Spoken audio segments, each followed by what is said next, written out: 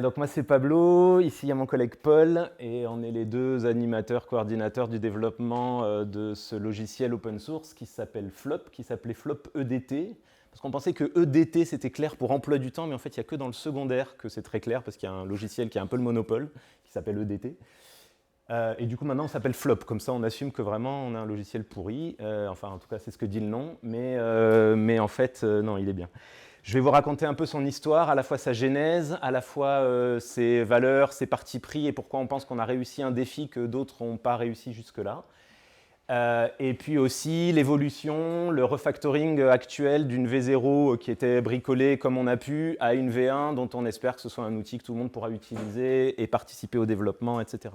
Je dis tout de suite pour des gens qui partiraient avant la fin qu'on a un atelier demain après-midi dédié soit à l'utilisation si vous êtes enseignant ou enfin, voilà, que vous voulez vraiment l'utiliser, le paramétrer, soit à la participation au développement où on vous montrera comment vous pouvez, si vous le souhaitez, rentrer dans le code pour nous aider.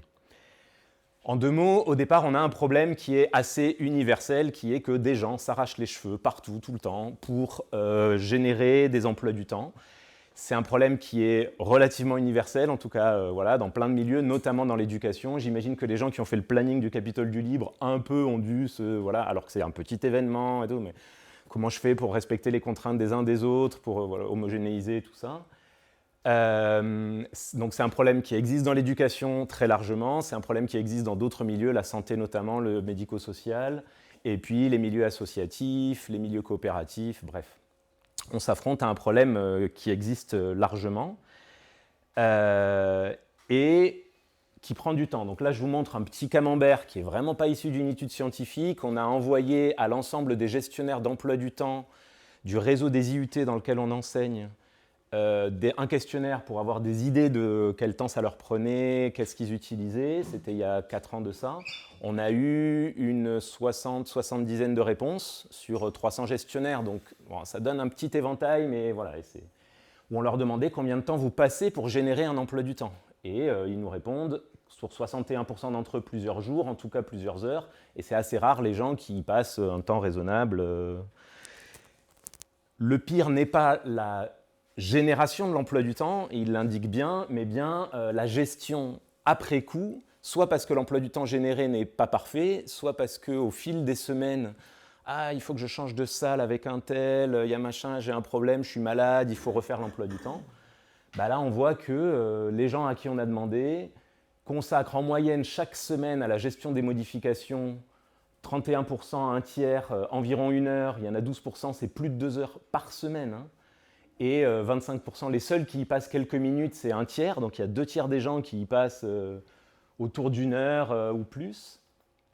Et une des raisons qu'on savait, mais on voulait la vérifier, c'est que 90% d'entre eux doivent passer soit par l'administration, soit par le responsable des emplois du temps pour la moindre modification. Comprenez bien, mais je pense que vous en avez tous l'expérience. Des fois, quand je dis la moindre modification, c'est 2 collègues qui sont d'accord pour échanger le cours, ça ne change rien à l'emploi du temps des étudiants, la salle est disponible, tout va bien, oui, mais il faut que j'appelle l'administration, que je lui envoie un mail, excuse-moi, est-ce que tu penses que machin. L'administration ne répond pas, on a du mal à communiquer avec les étudiants, bref. La gestion des emplois du temps prend du temps et quand elle est faisable. Ça a des conséquences lourdes.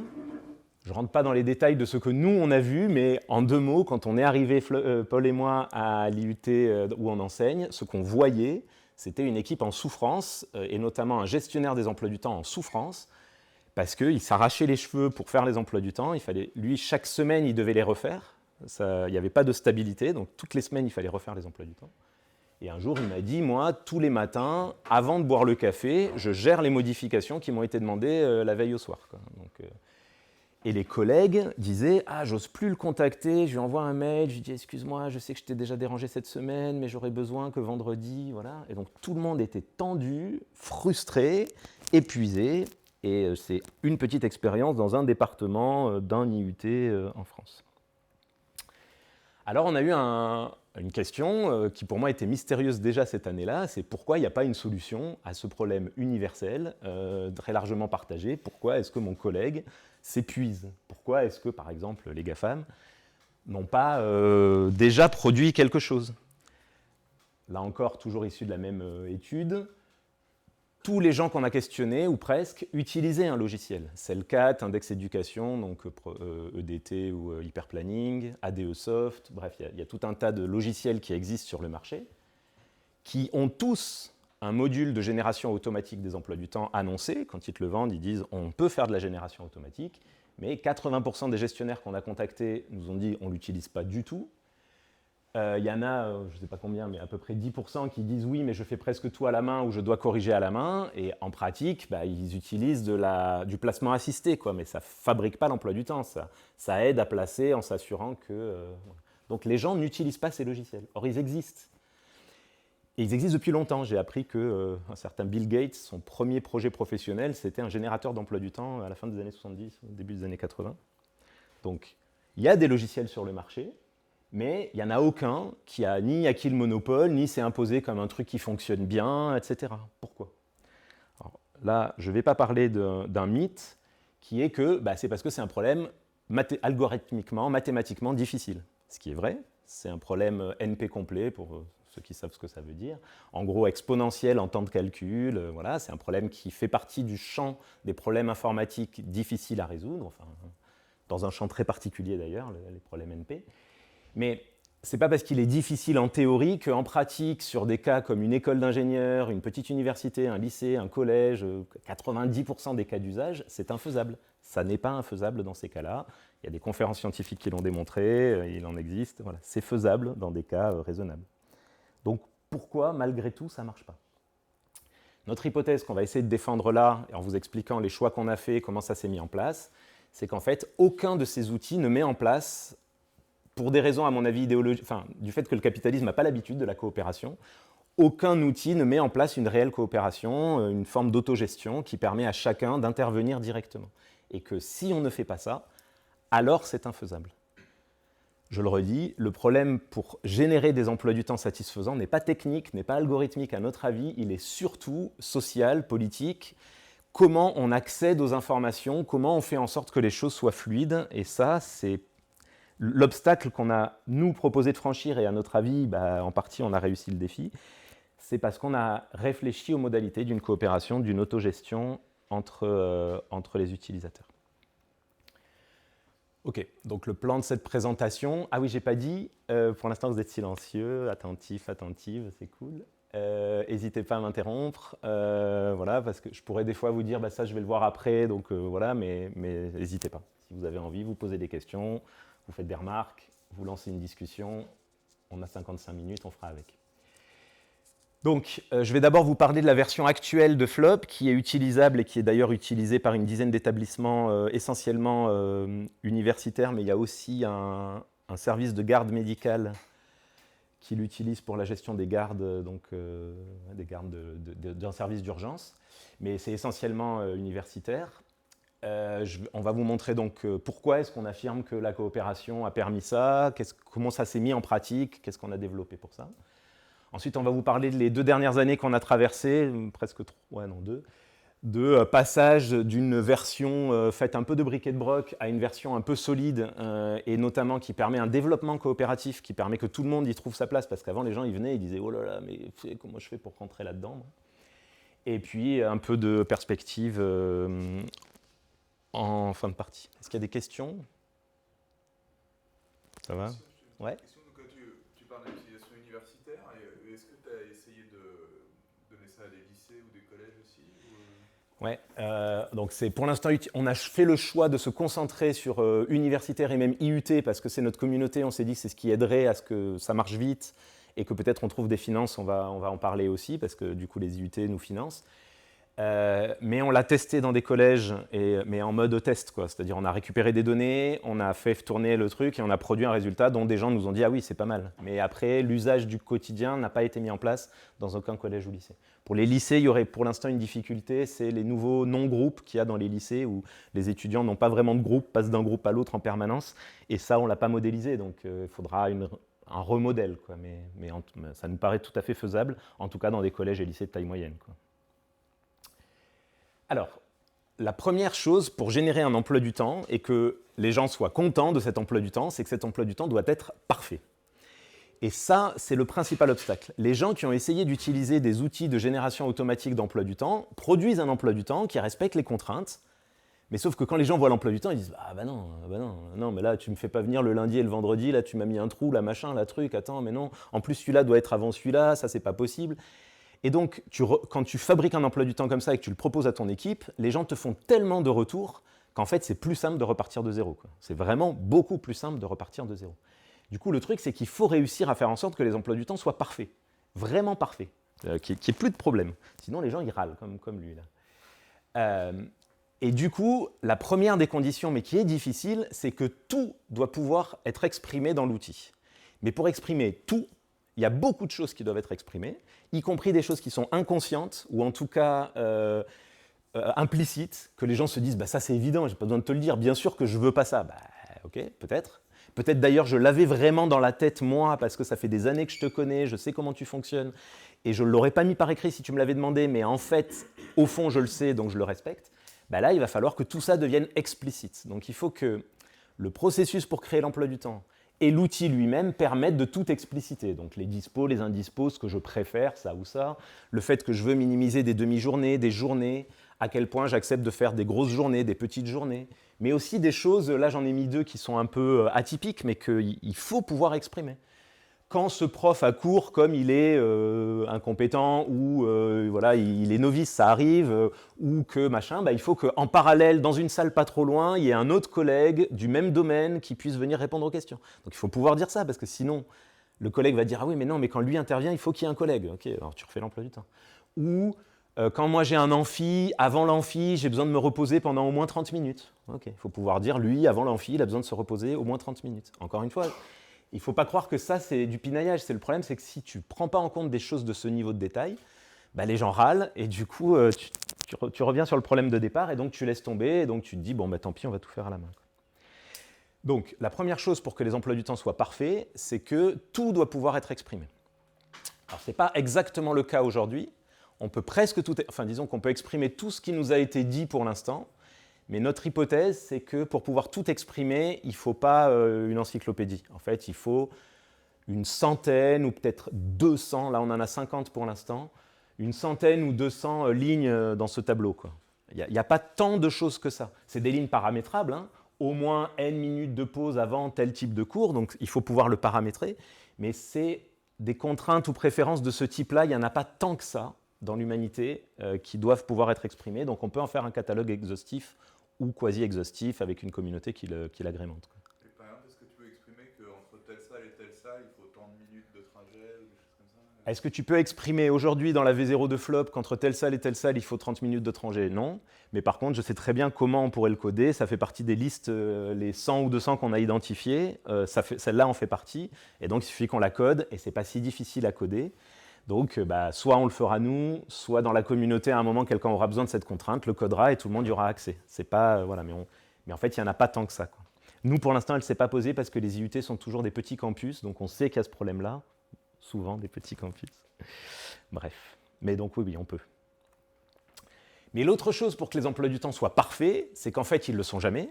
Parce que des gens ont oublié de dire une contrainte, parce qu'il y a des choses qui... voilà. Donc, une fois que l'emploi du temps est généré et qu'il est quasi parfait, eh bien, les gens peuvent le perfectiser. Je ne sais pas comment on dit ça.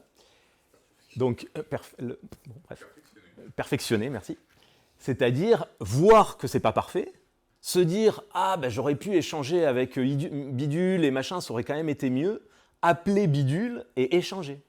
Et il peut le faire directement, sans passer par le gestionnaire d'emploi du temps. Il n'a du coup pas l'impression d'une surcharge de travail, il a au contraire l'impression d'avoir la main sur ses conditions de travail. Du coup, il a l'impression de plus... Alors pas tous, hein. Il y a des utilisateurs, ils ne veulent surtout pas toucher à l'outil, ils veulent que les choses soient faites sans eux, ça arrive. Mais la plupart des utilisateurs, si tu leur dis c'est moins que parfait, je t'explique comment tu peux le perfectionner, vas-y, fais-le, ils sont contents. Et voilà, alors pour ça... Et ça permet aussi et surtout les modifications du quotidien. C'est-à-dire l'emploi du temps était parfait à l'instant T, mais 2 semaines après, je suis malade, j'ai un problème, je ne sais pas, je me suis rendu compte d'une nouvelle contrainte, je peux modifier directement dans l'outil. Et donc, ça fait que les schtroumpfs, ils sont contents. Mais pour ça, bien sûr, il faut que l'outil empêche le chaos, quoi. Il faut que l'outil empêche que d'une part, des gens malveillants puissent faire des choses juste pour mettre du chaos. On pense vraiment que ce phénomène est plutôt rare. Des enseignants dans une équipe d'enseignants qui veulent créer le chaos dans l'équipe, ça doit pouvoir arriver, mais en vrai, nous, on n'a pas trop rencontré ça. Ce qu'on a plutôt rencontré, c'est des gens soit qui ne veulent pas se prendre la tête et qui croient que tout leur est permis en temps normal parce qu'ils ont plus de pouvoir, parce qu'ils sont au-dessus de la mêlée, ils ont un statut. Soit ils ne donnent aucune préférence en disant « bah non, moi… » Enfin, des gens qui sont relous dans la gestion quotidienne des emplois du temps, ça arrive. Bah, du coup, il faut que les gens relous soient cadrés, soient empêchés de faire n'importe quoi. Bah, c'est possible. Techniquement, on peut faire ça. En tout cas, c'est le pari qu'on a essayé de mettre en place. Donc, voilà les principales fonctionnalités de l'outil. Après, si vous voulez, je vous fais une rapide démo. Donc, on peut visualiser les plannings par département. Donc, un établissement est divisé en départements qui ont un certain degré d'autonomie, qui peuvent gérer dans leur coin leur planning, mais évidemment qui partagent des salles, des profs, peut-être d'autres ressources. J'ai mis des points d'exclamation pour les trucs qu'on n'a jamais vus dans d'autres logiciels d'emploi du temps. Chaque personne peut définir ses propres disponibilités, ses propres préférences d'emploi du temps. On peut définir finement des contraintes pédagogiques d'équipe. On veut éviter les trous, on ne veut pas plus de 2 heures d'examen par jour. On veut qu'il n'y ait pas tant de cours de maths dans la même journée parce que sinon les étudiants sont épuisés, j'en sais rien. On fixe des contraintes pédagogiques. On fait une génération automatique. On peut aussi faire du placement assisté, mais Flop n'est pas trop pensé pour ça, mais ça fonctionne. C'est-à-dire on peut aussi déplacer à la main et fabriquer l'emploi du temps, et ça va permettre de respecter les contraintes, mais disons qu'il y a des outils qui sont probablement mieux pour ça. Et chacun peut faire des modifications, chacune, mais sous contrainte, les contraintes que l'équipe aura fixées. Il y a aussi des choses, là j'ai mis des petits points parce que c'est plus standard, mais il y avait besoin que ça y soit. Gestion des salles, donc d'abord la mutualisation entre départements, mais aussi la possibilité de réserver des salles pour des activités qui sont non pédagogiques, pour des réunions, que sais-je. La possibilité de synchroniser avec des agendas électroniques via des fichiers ICAL, ICS, des exports, alors qui pour l'instant sont un peu artisanaux, mais dont on va essayer de les généraliser. Donc, pour exporter vers la paye pour le service qui va payer les profs, l'émargement pour les alternants qui doivent émarger à chaque cours, des choses comme ça. Donc, il y a des systèmes d'export, une API qui permet ça, mais même de l'export en tableur ou en CSV. Le design. Plein de gens nous ont reproché un design moche. Nous, on l'aimait bien, mais bon, voilà. Il paraît que le dégradé, là, vous ne voyez pas le dégradé, mais ça va de gris foncé à gris clair. Bon, il paraît que c'était vraiment particulièrement moche. Tellement moche qu'il y a 2 ans, quand on est venu ici et que Alexis Kaufmann a fait un post sur le libre éducatif, le post a fait 377 000 vues, alors que d'habitude, c'est plutôt 5 000 ou 10 000, quoi. Donc ça a été un espèce de truc. Et les commentaires, c'était tous « Mais c'est dégueulasse, qu'est-ce que c'est que ce truc? Flop, ça porte bien son nom. Ah, vraiment, l'éducation nationale, c'est vraiment de la merde. Le logiciel libre, c'est de la merde, tout ça. » Il y a un YouTuber qui s'est mis à nous faire une critique, la pire application d'emploi du temps, mais après, il m'a interviewé, il était plutôt cool.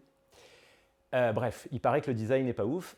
Donc, on a aussi voulu, dans la V1, améliorer le design, l'expérience utilisateur, et je vais en parler. Ouais. Le design de la présentation du calendrier, c'est une chose, mais le design pour saisir les contraintes. Je vais vous le montrer, mais plutôt dans la démonstration, du coup. Techniquement, licence AGPL v3, je pense qu'ici, la plupart des gens savent ce que ça veut dire. Le A, disons que c'est encore plus contraignant, c'est si tu le mets à disposition sur Internet à des utilisateurs, alors le code doit être libéré. Ce n'est pas juste si tu vends une solution, donc c'est pour protéger y compris des applications web. La V0, elle utilisait Django, qui est un framework web Python. Pour le back comme pour le front, avec de la techno simple en front, il y a D3JS, qui est une librairie particulière, et puis une base de données PostgreSQL. Et pour la partie optimisation, ça, il ne faut pas le regarder. Donc, on a une suite open source de résolution de problèmes linéaires. Nous, ce qu'on fait, c'est qu'on traduit le problème dans un standard mathématique qui est le programme linéaire, et on demande à cette suite de le résoudre. En fait, on peut aussi demander à des logiciels propriétaires de le faire, et ça marche beaucoup mieux quand on demande à un logiciel propriétaire pour l'instant. Donc là, on a lancé aussi un chantier pour améliorer la résolution du problème avec des solutions open source. Pour l'instant, on n'est pas dépendant de solutions propriétaires, mais il faut bien avouer que si on passe par des solutions propriétaires, pour l'instant, c'est quand même des résultats de bien meilleure qualité, beaucoup plus rapides, etc. Donc voilà, ça c'est un des gros défauts de la V0 dont on espère s'abstraire avec la V1. Gurobi, dans le monde académique, il est gratuit. Il est gratuit dans le monde académique.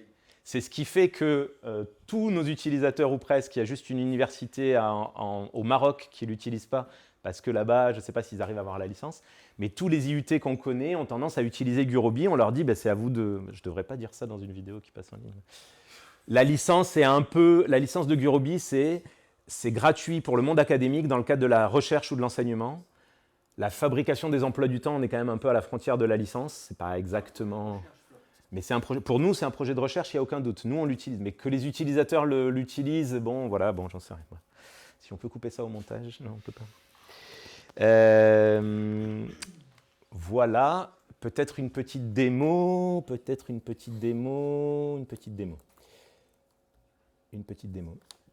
Donc, là, je vous montre la version qui est en production à l'IUT de Blagnac où j'enseigne. Si je fais des modifications dans l'emploi du temps, elles seront impactées dans l'emploi du temps réel de l'outil Non, je ne vais pas prendre info, je vais prendre Gym. Donc, je suis allé dans... C'est moche, hein. Merci.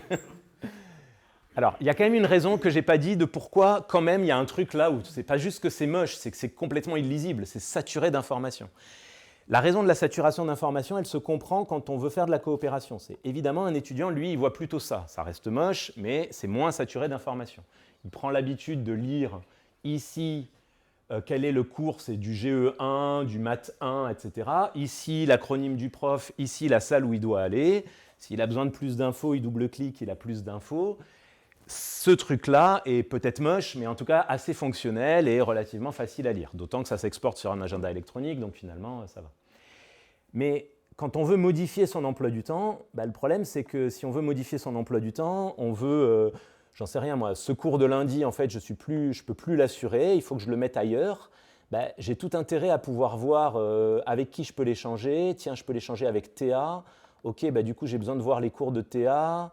Ok, ça c'est les cours de Théa, donc peut-être celui-là, je peux peut-être le placer ici. Ah non, je ne peux pas. Enfin voilà, j'ai besoin de regarder beaucoup d'informations en même temps si je veux pouvoir perfectionner l'emploi du temps moi-même. Et donc, c'est ça que propose l'outil.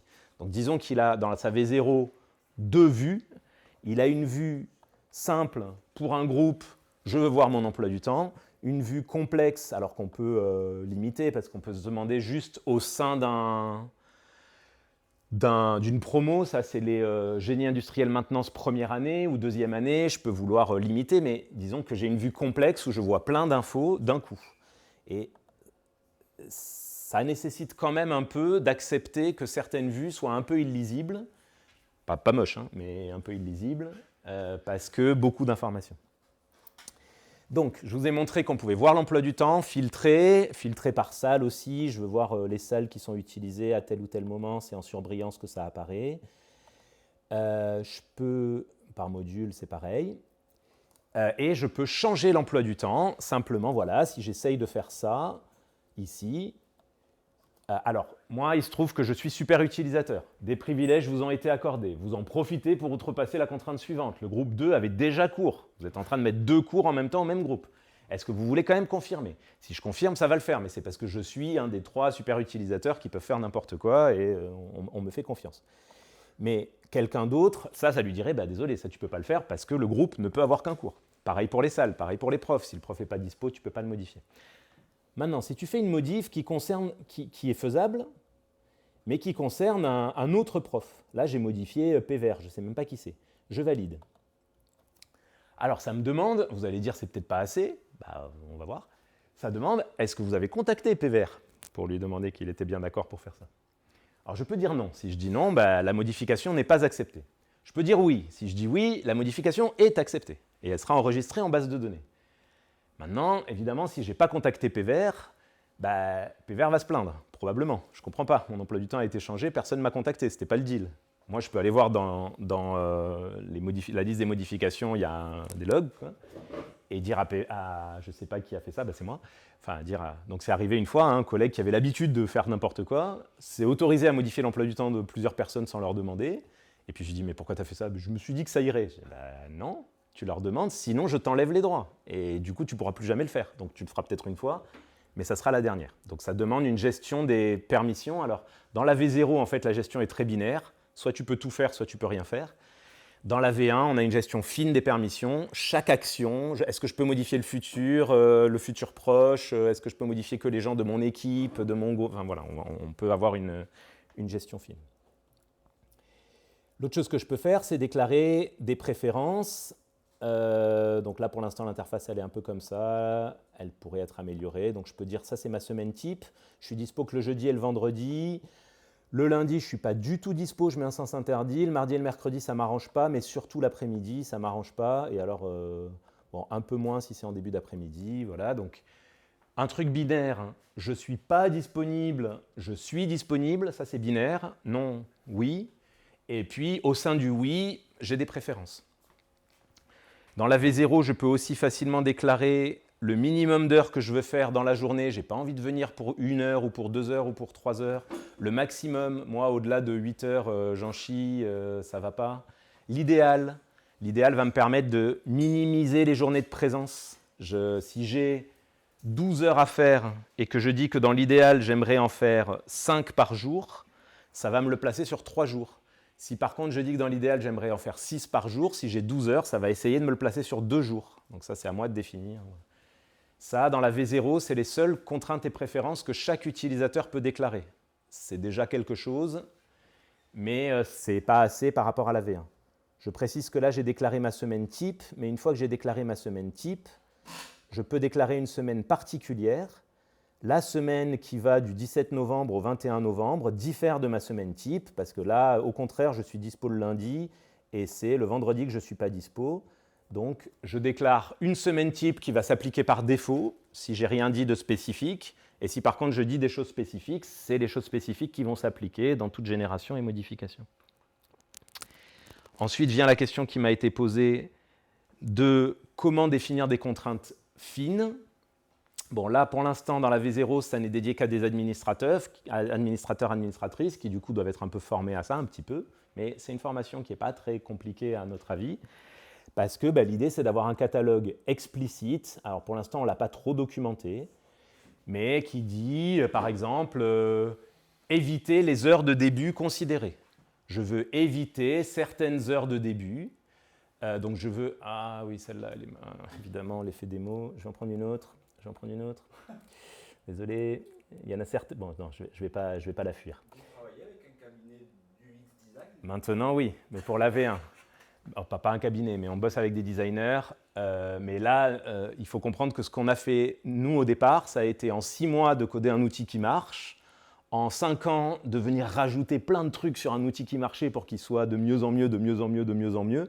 Mais c'est des trucs faits par des étudiants, faits par des machins, sans aucune homogénéité, avec un code comme ils pouvaient. Bon, à l'époque, il n'y avait pas l'IA qui faisait vraiment vite n'importe quoi, mais quand même... Bref, donc... ce bric-et-brac qu'on a maintenant, l'idée c'est qu'on remet tout à plat et oui, maintenant on bosse avec des cabinets. Mais cela dit, tu peux trouver que l'UX ici, elle n'est pas ouf. Malgré tout, éviter les heures de début considérées, donc pas cours le lundi matin, et pas de CM le lundi matin, eh bien ça me permet de dire que si je prends les CM, alors c'est des CM d'1 heure, les CM d'1 heure, telle semaine ou telle autre semaine, eh bien, le lundi, ils sont interdits aux heures. Et là, donc, je suis désolé, d'habitude, c'est traduit en vraies heures. Et là, c'est un petit bug. Ce n'est pas des heures, c'est des minutes depuis minuit. 480, ça veut dire 60 fois 8, donc c'est 8 heures. Mais normalement, dans d'autres contraintes, je peux vous le montrer si vous voulez. Ici, il y a marqué 8 heures, ici 8h30, ici 9 heures. Faites-moi confiance. Et puis, ça peut être que pour un module ou pour certains modules, que pour un enseignant ou pour certains enseignants qui n'a pas de CM60 le lundi matin. Bon, cette contrainte-là, je vais en rajouter d'autres. Donc, certaines sont mises par défaut. Par exemple, je prends en compte les indispos des profs. Si le prof n'est pas dispo, je ne lui mets pas cours, mais elle est paramétrable. On peut imaginer que, non, je ne prends pas en compte les indispos des profs, de tous les profs, sauf d'Anthony, parce qu'Anthony, il est relou, quoi. À chaque fois, il ne me donne pas assez de dispo. Donc, bon, Anthony, désolé, mais toi, je ne prends pas en compte tes dispos. Voilà. Et j'enregistre. J'écris ici indispo, sauf Anthony. pour me rappeler ce que j'ai fait, j'enregistre, et je me retrouve ici avec une contrainte indispo sauf Anthony qui va faire que tous les profs, leur dispo seront un. Alors si je suis cool, je la duplique, cette contrainte, je l'appelle juste indispo par exemple, j'enlève tout le monde. Si j'enlève tout le monde, ça veut dire que c'est vrai pour tout le monde. Hein. Quand j'en mets, ça filtre, quand je mets personne. Mais par contre, je la mets en préférence. Qu'est-ce que ça veut dire? Elle va se retrouver en bas ici, non pas dans les contraintes, mais dans les préférences. Et ça, ça va essayer de respecter les indispos d'Anthony, mais si j'y arrive pas, tant pis pour Anthony, quoi. Bon, et ça, je peux le faire pour toutes. Affecter une salle au cours, sauf les cours de machin, parce qu'ils n'ont pas besoin de salle. Je planifie tous les cours, oui, mais sauf les cours de machin et de trucs, parce que ceux-là, tant pis, je ne les planifie pas, il se débrouillera. Je minimise les demi-journées, mais seulement pour certains profs. Bon, ça, c'est celle qu'en gym, ils ont décidé de mettre. Je peux vous montrer en info qu'on en a beaucoup plus, parce que, disons que voilà, c'est moi qui l'utilise le plus, et on peut dire que je suis un utilisateur avancé de l'outil. Du coup, il y en a plus, ce qui fait que l'UX, c'est pas ouf, parce que lire, là, il y en a beaucoup, quoi. Il faudrait, et dans la V1, il y aura probablement, ce n'est pas un chantier prioritaire, des systèmes ici qui permettent de. Alors, il y a des systèmes de filtre. Hein. Je peux filtrer, je peux regarder que les précédences, je peux filtrer, mais il n'y a pas de système pour regrouper les contraintes, celles que je ne veux jamais bouger, celles que peut-être des fois je les adapte. Bon, voilà. Mais donc, ces contraintes, évidemment, elles peuvent fonctionner par semaine, être vraies certaines semaines et pas vraies d'autres, etc. Je ne vous montre pas tout le reste parce qu'on n'a que 55 minutes, mais vous pourrez aller le voir ou quoi. Et voilà, ça vous donne un peu une idée. Est-ce qu'il y a des questions avant que je passe à la suite? Oui. C'est plus, étant donné qu'on peut faire des modifications au fil de l'eau, est-ce qu'elles sont prises en compte tout de suite? Et du coup, par exemple, ça veut dire que les étudiants doivent chaque matin regarder leur emploi du temps parce qu'ils peuvent avoir changé? Ok, merci pour la question. Donc, il me demande est-ce que les modifications sont prises en compte tout de suite et notamment est-ce que les étudiants sont informés, etc. Donc, effectivement, alors d'abord, je précise qu'il se trouve que dans tous les établissements de France, quand un prof est malade, le cours est annulé. Donc, de toute façon, il faut regarder l'emploi du temps régulièrement si tu veux savoir qu'est-ce qui va vraiment se passer, quoi. Tu peux mettre en place des systèmes de notification, recevoir un mail ou quoi, ce que tu peux faire avec Flop. Les étudiants peuvent avoir un mail s'ils veulent à chaque modification dans la semaine qui vient, par exemple. Mais il est quand même pertinent le matin de vérifier si l'emploi du temps n'a pas changé. Ensuite, tu peux mettre en place des règles collectives qui sont, à part si tu es malade, tu ne changes pas l'emploi du temps du jour même. Donc souvent, c'est plutôt l'emploi du temps de la fin de la semaine ou de la semaine d'après. Dans notre IUT, il se trouve que l'emploi du temps change du tout au tout d'une semaine à l'autre. Essayez d'avoir une vision mentale de la semaine 47, hop, je passe à la semaine 48, rien de commun, absolument rien. Donc de toute façon, nos étudiants ont pris l'habitude que c'est fluide. Mais je peux avouer que dans certains contextes, ce soit plus difficile. Mais oui, l'idée, c'est, puisque des fois, il doit y avoir des modifications, je peux les interdire. Hein. Je peux interdire les modifications pour le jour même, mais ça me paraît une mauvaise stratégie parce que quand quelqu'un est malade, il faut qu'il change l'emploi du temps. Le mieux, c'est, quitte à les autoriser, qu'elles soient visibles tout de suite sur l'emploi du temps, automatiquement dans l'agenda électronique, si je l'ai importé, je le vois tout de suite sur mon smartphone, machin, et je peux paramétrer de recevoir des notifications à chaque fois que ça arrive. Ce qui est plus pertinent, c'est d'essayer de gérer, mais c'est politique, ça, c'est social. Comment on fait dans l'équipe pour éviter que les gens en abusent voilà. Tout le troisième rang, vas-y. Toi d'abord, c'est la première fois. Pour mettre un peu de contexte, j'ai repris l'informatique il y a 5 ans, avant j'étais autre chose. Et quand je suis rentré à l'école, il fallait se connecter à l'ENT, l'emploi de temps, etc. Et tout ça. Et en fait, je me suis amusé à faire un bot Discord qui m'envoie tous les matins qu'est-ce que j'ai. Est-ce que c'est APIisable pour les étudiants? Il y a déjà une. Tu voulais redire? Non. Il y a déjà une. Alors, on me demande est-ce qu'il y a une API, est-ce que c'est APIisable pour les étudiants? Donc, il y a déjà une API et on a déjà eu 2, 3, 4 bots Discord parce que le truc, c'est que les étudiants font des trucs super, mais ils ne les maintiennent pas, ils les font un peu plus à l'arrache que nous encore. Donc, dès qu'ils sont partis, en fait, le truc ne marche plus. Mais il y a eu un bot Discord qui a existé, il y a eu des applis Android, Apple qui ont existé. Il y a eu, des gens ont trouvé l'interface moche, ils ont refait des interfaces eux-mêmes et donc ils allaient voir l'emploi du temps sur leur propre interface parce que ça les amusait. On a eu tout, oui, on est un IUT d'informatique, donc on a des informaticiens qui développent des trucs. Voilà. Donc oui, il y a déjà une API et la V1 sera de meilleure qualité. J'ai une question sur le. Est-ce qu'on peut mettre une petite dose de ça dans un environnement qui fonctionne sans? Donc disons, moi je suis responsable d'une année de formation à l'université. Si je veux faire mon emploi du temps, mais juste pour ma formation, mais qui évidemment partage les profs avec les autres formations et les salles avec les autres informations, est-ce que c'est envisageable ou est-ce qu'il faut que je convertisse une université avec 60 000 étudiants à laquelle je travaille pour que ça marche?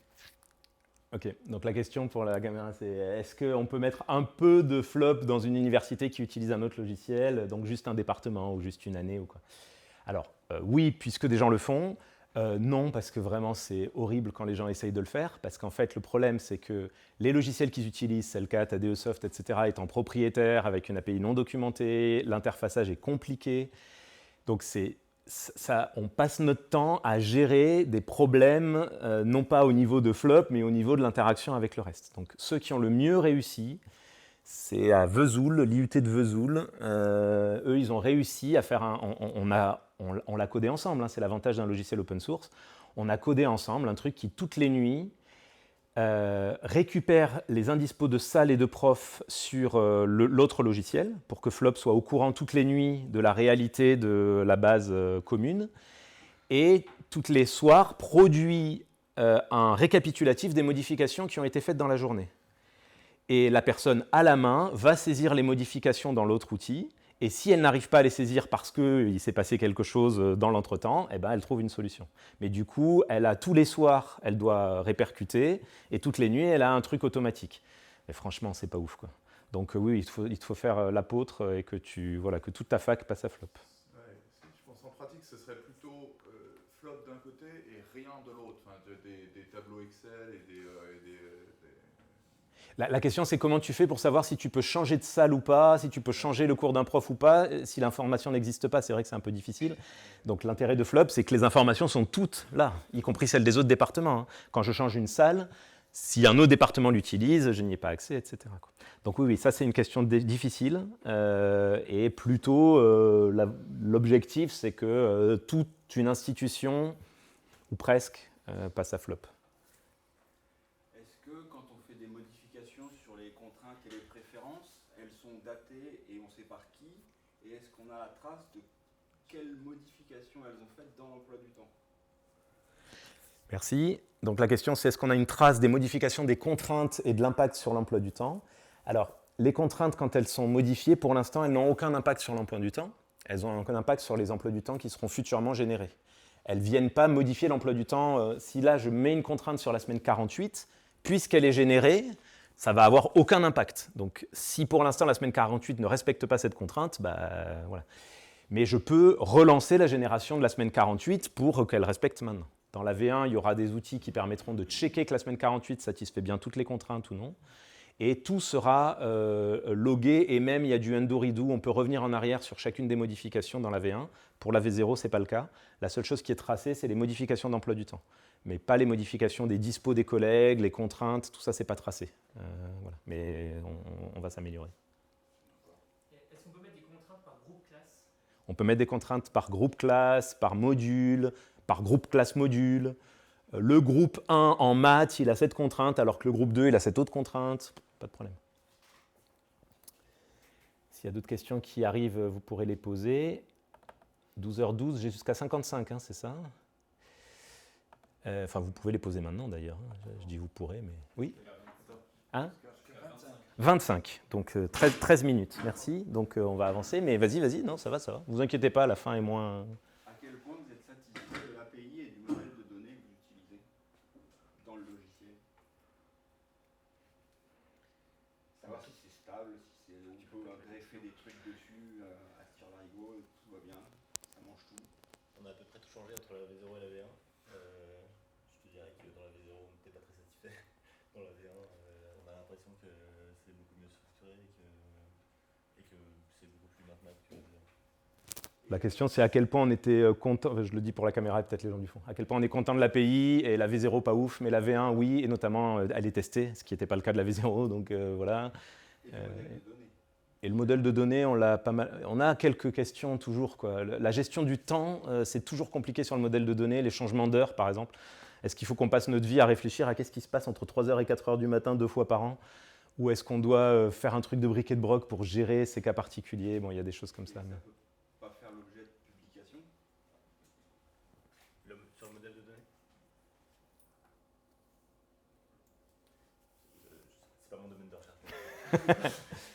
Moi, j'ai l'impression, si jamais il y a parmi vous des sociologues ou quoi, moi, la publication que je rêverais qu'on fasse, mais on ne sait pas notre domaine de recherche, c'est une publication sur cette hypothèse qu'on a là, que la coopération change radicalement les modalités de gestion de systèmes comme ça, humains. Et je trouve que ça serait génial d'aller questionner les gens qui utilisent ça, les autres, et de voir qu'est-ce que ça a bougé, et de faire une vraie étude sociologique de ça. Donc, tu as levé la main. Si jamais tu es partant, franchement, avec grand plaisir. Plus que, on n'a pas tant innové que ça techniquement. On essaye de faire les choses bien maintenant, mais l'innovation, elle est vraiment à cet endroit-là. Ok, quelques mots sur. Alors là, je m'adresse aussi, plutôt à celles et ceux qui viendront demain à l'atelier pour participer au développement, et puis pour les autres, pour savoir. En gros, le passage de la V0 à la V1 a été et de très loin, ou aura été de très loin, le plus gros chantier auquel on s'est confronté. Faire le premier outil qui marche, on a fait ça en quelques mois. Améliorer, ce n'était pas difficile. Mais faire un outil durable, stable, que la communauté de développement peut s'approprier, qui est bien testé, il n'y a pas de problème de sécurité, il n'y a pas de problème d'accessibilité. Enfin, ça, c'est un chantier. Moi, je ne m'y attendais pas. Dans la dernière slide, je vous montrerai qu'elle sera publiée, qu'on espère qu'elle soit publiée en juin 2026. Et il y a 2 ans, ici, j'ai dit on espère qu'elle sera publiée en avril 2024. Donc, on a pris 2 ans de retard sur ce qu'on avait annoncé publiquement, ce qui déjà était au-delà des... Enfin, voilà, ça prend un temps fou, quoi. Alors le premier truc, ça a été de bien structurer le développement lui-même, d'avoir une méthodologie. Alors là, il y a juste un super schéma qui a été fait par Cynthia, une meuf qui nous a énormément aidé dans le développement, elle a été alternante avec nous. Et dans la structuration de notre travail, c'est juste un diagramme sur une bonne gestion d'un Kanban GitLab, mais en fait, le fait de le faire scrupuleusement, avec des issues qui sont de taille raisonnable, bien compréhensibles, clairement définies, compréhensibles par tout le monde, même sur une petite équipe de 3 personnes, ça change radicalement les choses. Et avant, on n'avait pas ça. À chaque fois, on faisait des réunions, on remettait tout à zéro, on recommençait, on faisait un nouveau Kanban. On en a fait 5 ou 6. Donc, bien structurer ce développement, mais aussi la façon dont on gère les branches qu'on crée, les commits qu'on fait. Ça peut paraître vraiment bête ce que je dis, mais moi, je n'étais pas informaticien, mais parmi nous, il y en avait qui l'étaient vraiment, et en même temps, faire les choses bien, c'est encore aujourd'hui. J'ai beau vous dire ça, et j'ai du mal, mais en fait, c'est absolument fondamental. Je ne rentre pas trop dans le détail. L'autre chose qui a été absolument fondamentale, c'est de mettre en place une stack, des outils, et notamment une CI de qualité, pour s'assurer que le code est de qualité, respecte les standards qu'on a définis, que tout soit testé comme il faut, que ce soit vérifié à chaque commit, ou en tout cas à chaque commit important. Et on n'avait pas tout ça. Et maintenant, on a typé tout le Python, enfin pas encore tout, mais on est en train de typer tout le Python, ce qui est presque contradictoire, mais en même temps, en fait, important si tu veux bien développer. On a formaté notre code, on est en train de tester au moins en test unitaire et test d'API, mais pas que, il commence à y avoir un peu de test end-to-end. Pareil pour le front-end, on a choisi des technos, je vais vous montrer probablement qui aident à cette structuration, mais déjà TypeScript, un linter, ESLint pour avoir un code de... Et notamment, s'il y a parmi vous des gens qui bossent avec des jeunes de moins de 25 ans, nos étudiants maintenant, à l'ère de l'IA, en fait, ils produisent du code comme ça, elles, je ne sais pas, ça produit du code. Alors, ça marche des fois, un peu, mais qu'est-ce que tu en fais? Comment tu l'utilises? Ça, c'est des garde-fous à minima. Non, si le code ne respecte pas une certaine structure, qu'il y a du code répété, que ça respecte pas, que ça passe pas les tests, que machin, tout un tas de choses qui assurent un minimum de stabilité du développement. Enfin, pas un minimum, le plus qu'on peut. Je ne suis pas expert, il y a la moitié des cases, je ne les connais pas. Un UI-Kit, c'est-à-dire avoir défini des objets front-end que tout le monde peut réutiliser, des boutons, des formulaires, des machins qui sont testés, stables et qu'on demande à tout contributeur, contributrice d'aller chercher pour mettre dans le code. Là aussi, ça assure une certaine stabilité, on n'avait pas ça.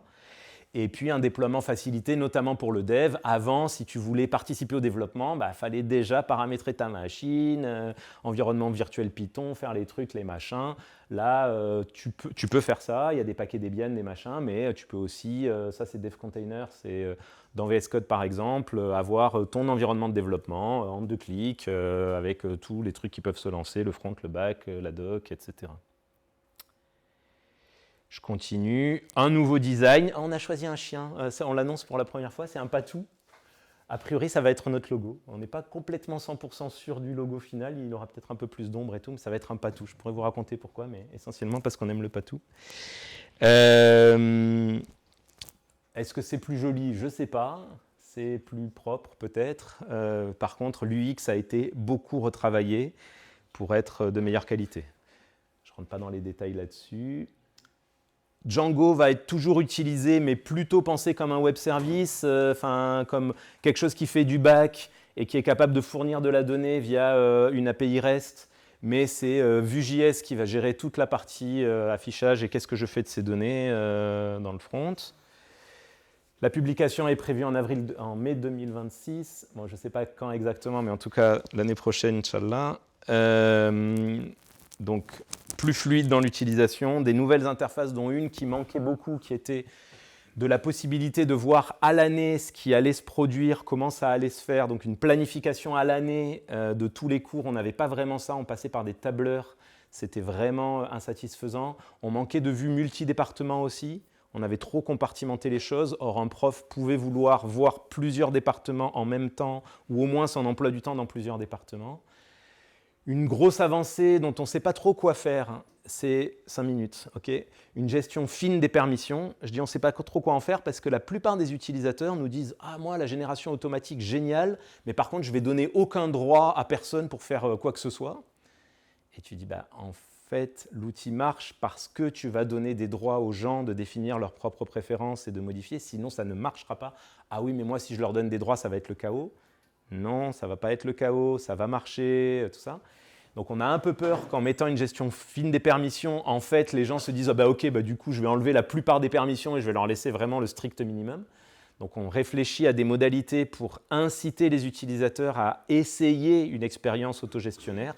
Vraiment, il y a une grosse résistance à ça dans toutes les communautés, en tout cas universitaires. Et puis d'autres modalités qui nous ont été faites au cours des années. Je veux faire une page de pub, si je dois finir là-dessus, je terminerai là-dessus, mais ça c'est important. On a obtenu le soutien de la fondation NLNet. Si parmi vous, il y a des gens qui développent des projets open source et qui ne connaissent pas NLNet, adressez-vous à eux. C'est des gens incroyables. C'est une fondation qui reçoit de l'argent de la Commission européenne et d'autres institutions et qui les redistribue aux projets open source et qui ont un soin hallucinant à ne pas nous surcharger de travail. La demande pour obtenir le financement, elle se fait, nous on l'a fait en une demi-heure. Ce n'est pas de la paperasse, des tonnes de dossiers comme le dernier financement qu'on a eu. Une fois qu'on est accepté, c'est hyper bienveillant, hyper radical dans leur posture. On est là pour vous aider. Ils nous mettent à disposition des audits accessibilité, sécurité. Ils nous aident. Enfin, franchement, c'est génial. Donc, voilà, adressez-vous à eux. Contactez-les. Nous, les soutiens financiers, enfin notre structure économique, en 2 mots, ça a été un financement de la région Nouvelle-Aquitaine pour le lancement de ce premier prototype, puis de la fondation NLNet. On a eu 40 000 € et on a eu 36 000 € de ces 2 structures. Je vous ai mis les 5. Alors, on a plus d'établissements utilisateurs, mais ça, c'est les 5 qui nous donnent de l'argent chaque année, voilà, qui se sont déjà mis, alors que c'est gratuit et qui ne sont pas obligés, mais voilà, et on espère augmenter cette communauté. Donc 3 IUT, une fac et une université privée au Maroc. Et je crois que j'ai fini. Demain, on verra comment utiliser le logiciel et le paramétrer ou contribuer. On sera 2 et on pourra faire 2 demi-salles si les 2 enjeux sont possibles. Les sources des illustrations, je les ai mises en trop petit, pardon. Je mettrai le truc en ligne et il nous reste quelques minutes pour des questions. 2, 3, mais... Question, avec le gros RSE de Flop, est-ce que vous avez remarqué un changement dans la contribution de Flop, puisque c'est open source, donc on peut trouver dessus. Typiquement avec l'ancienne DUT, on s'est invité à retourner dans Flop et ça nous avait découragé à l'époque encore.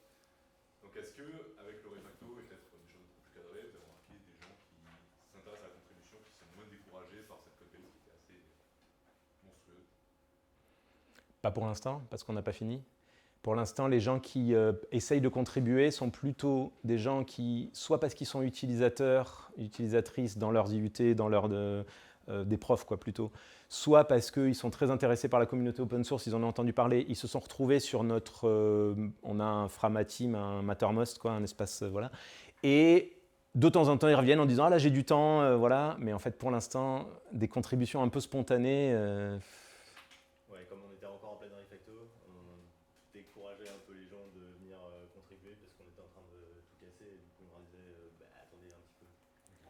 On entre dans la dernière phase où on espère que les gens... Par exemple, Paul a passé les 2 dernières semaines, ou en tout cas la dernière, a passé beaucoup de temps sur la documentation de base pour que si demain vous décidez de vouloir contribuer, bah en fait, il y ait déjà une doc accessible qui vous donne quand même un assez large panel de tout ce qu'il vous faut savoir pour pouvoir contribuer. Donc ça peut être l'occasion.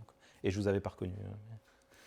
J'ai deux questions. D'abord, qu'est-ce que vous faites avec l'argent reçu? Parce que j'imagine que vous êtes payé en tant qu'enseignant-chercheur et donc vous payez des stagiaires, des choses comme ça. C'était la première question. Et l'autre, c'est du coup le workshop demain. Vous allez, les gens qui veulent utiliser, vous les formez sur la V0 ou sur la V1? Merci. Donc, première question, qu'est-ce qu'on fait de l'argent? Essentiellement, ça a été des stagiaires, des alternants. On a eu 3 années d'alternance, je crois. Des stagiaires presque chaque année. Et puis, d'abord 6 mois, et puis de nouveau là, 8 mois, un salarié, quoi, qu'on essaie de payer décemment. Parce que, en fait, stagiaire et alternant, le problème, c'est que souvent, bah, ça fait du code avec... Enfin, voilà, il faut beaucoup de suivi et on n'est pas forcément très dispo. Nous, on est bénévoles, mais bénévoles au sens où on est tous les deux fonctionnaires et on considère que ça fait partie de notre métier que de contribuer à ce que l'humanité aille mieux.